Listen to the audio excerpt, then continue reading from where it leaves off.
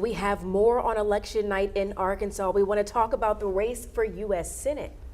And it got kind of, well, I don't want to say vicious, but it got heated. Got a little vicious, I think that's fair to say. They was pretty heated there with the ads and stuff. They were trading back and forth on the media. Certainly were, yeah, for two very well-financed campaigns. But John Boozman holds the line, and at 58% of the vote, with 67% of precincts reporting, was declared the winner. Jake Beckett pulling 21% so far.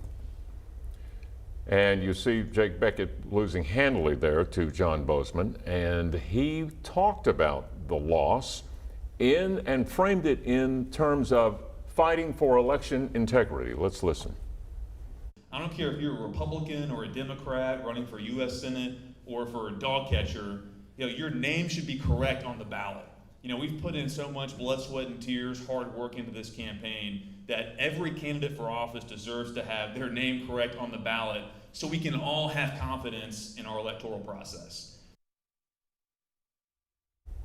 And he had that problem in 2 counties, I believe. That's right. His name was misspelled, at least in Craighead County, certainly, and he had some problems there. It was Jack Beckett instead of Jake Beckett, and that has obviously fired him up in terms of election integrity issues. And now looking here for U.S. Senate on the Democratic side, Natalie James in the lead with 55% of the votes, Dan Whitfield 30%, Jack Foster sitting at 16%. For the House, as we take a look at what happened in the House on District 1, Rick Crawford versus Representative Brant Smith and Jody Shackelford. Rick Crawford wins handily. He's the incumbent, of course, and wins big. And in the 2nd district, of course, French Hill hanging on as well, 59%, with 86% of precincts reporting. That looks like that was called earlier this evening. Conrad Reynolds was the challenger, has challenged French Hill before, in fact, and once again, French Hill has bested him. A challenge from the right, and we've seen that in these congressional races tonight, these challenges from the right to these GOP candidates, but none has been able to be successful in those challenges tonight. When we last heard Leslie Rutledge, she was giving her thank you notes from the stage. So let's go back now live to Mercedes McKay for more on what Leslie Rutledge had to say. Yeah, Mercedes, what's it like in the room?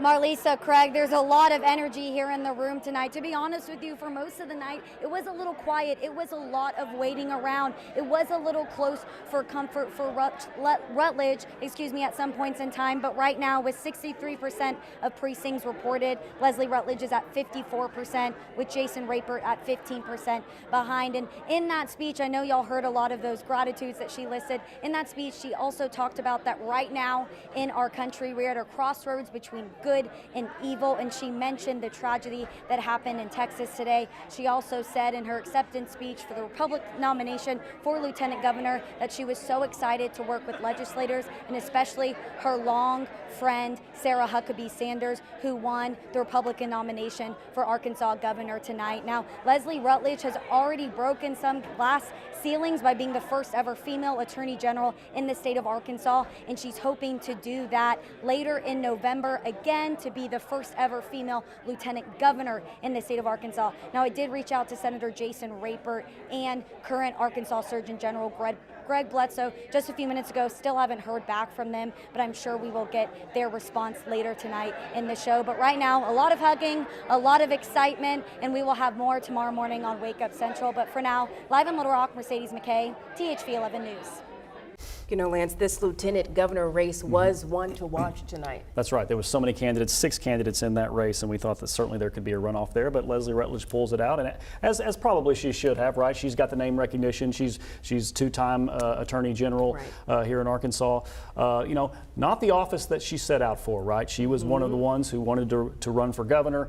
She and Tim Griffin both sought that office, but Sarah Huckabee Sanders, really just the juggernaut of that campaign and the fundraising there, pushed them into other offices. And while the lieutenant governor's office is one that has, not a lot of power, it can be a good sort of holding pattern spot for someone who may still have aspirations beyond the current office. So. And if the Republican juggernaut holds, you would have a female governor. That's right. And a female lieutenant governor. We've got some history-making races shaping up in the fall, Interesting. certainly. Yes. Okay. Well, much to keep a close eye on for you all at home. We want to remind you, you can use the word vote. Text that to this number here on your screen, 501-376-1111, for the very latest election results. We'll be sure to send them to you.